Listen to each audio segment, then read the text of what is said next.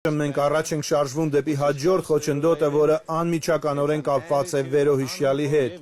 Այն աններողամտությունն է մյուսների հանդեպ։ Սա սարսափելիորեն տարածված է Քրիստոսի մարմնում։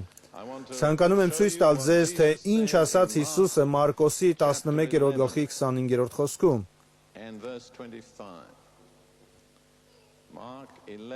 Մարկոսի 11:25 խոսքը։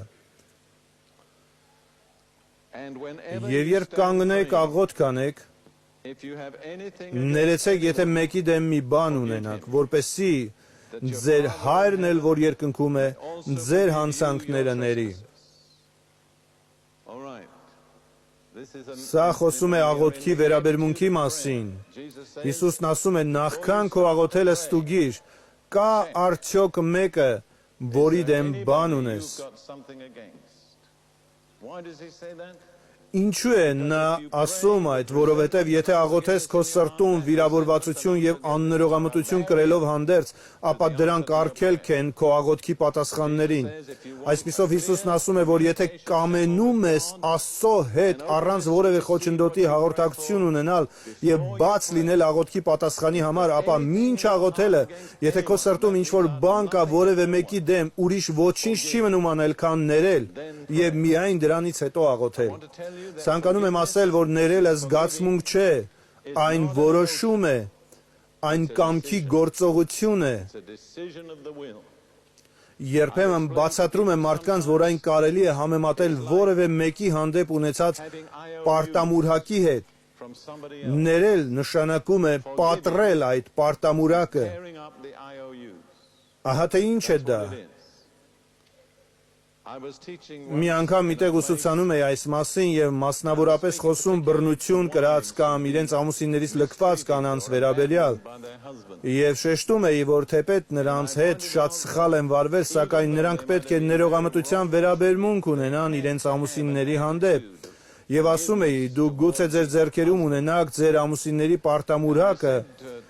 նա պարտք է ձեզ սեր, պարտք է հոգատարություն, պարտք է խնամք, կամ նա պարտք է ձեզ շատ բաներում, որոնք չի կատարել։ Այս պարտամուրհակները օրինական են։ Նրանք բացարձակ օրինական են։ Դուք կարող եք կառչել դրանցից։ Սակայն մինչ որոշում կայացնելը հիշեք, որ երկնքում գտնվող Աստված անթիվ պարտամուրհակներ ունի ձեր դիմաց, և Աստված բազմաթիվ համարներով խոսում է մեզ հետ և ասում.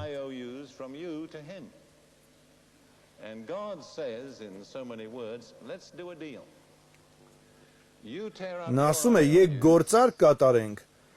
դու կպատրես քո պարտամուրհակը, ես էլ կպատրեմ իմը, բայց որքան երկար պահես քոնը, այնքան էլ երկար կպահեմ ես իմը։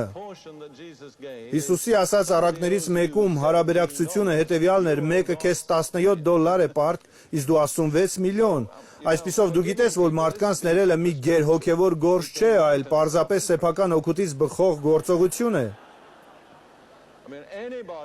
Ես նկատի ունեմ, որ ցանկացած մեկը, ով չի ցանկանում կորցնել $17 6 միլիոնի պատճառով, ապա նա ոչինչ չի հասկանում բիզնեսից։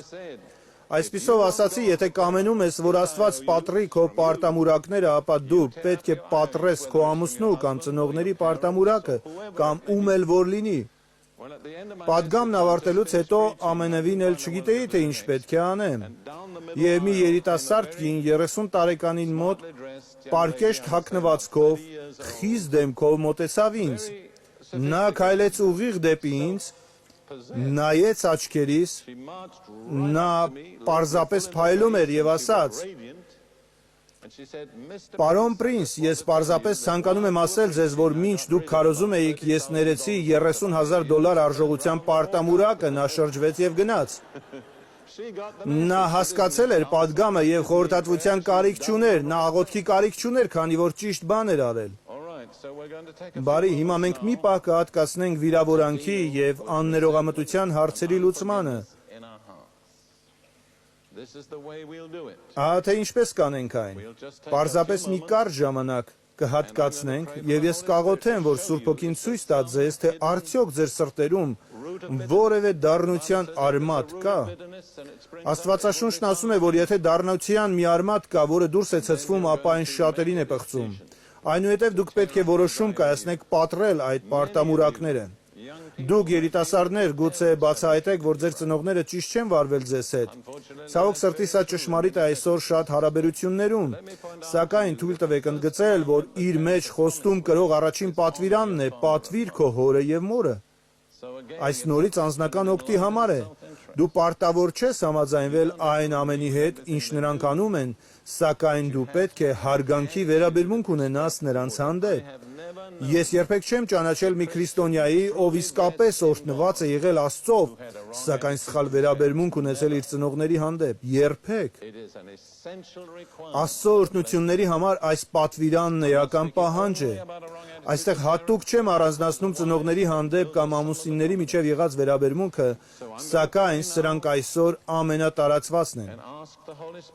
Այսպիսով հիմա պատրաստվում եմ աղոթել եւ խնդրել, որ Սուրբ Հոգին ցույց տա, թե արդյոք մեր կյանքում եւ սրտերում կան աններողամտության ոլորտներ, այնուհետև կարճ ժամանակ անց կառաջնորդեմ ձեզ ներման աղոթքի մեջ։ Սուրբ Հոգի, մենք խնդրում ենք Հիսուսի անունով խոսել այստեղ գտնվող յուրաքանչյուր սրտին։ Ցույց տուր, թե կան արդյոք դառնության, վիրավորանքի եւ աններողամտության ոլորտներ եւ մեզ կամեցող դարձրու ներման համար։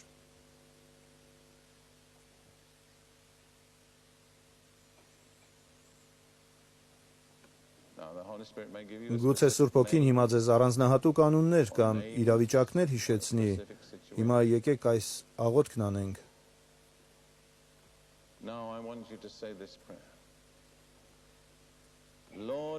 Տեր, եթե որևէ վիրավորանք,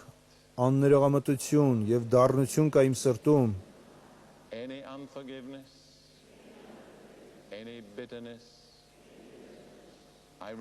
ես հիմա հրաժարվում եմ։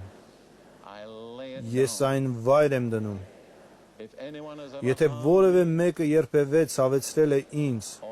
կամ սխալ վերաբերվել իմ հանդեպ, ես նրանց հենց հիմա ներում եմ այնպես, ինչպես կցանկանայի, որ Աստված ներեր ինձ։ Տեր, ես ներում եմ նրանց քո անունով, Տեր Հիսուս, եւ հավատում եմ, որ դու էլ ինձ ես ներում։ Շնորհակալություն, Տեր, Հիսուսի անունով։ Բարի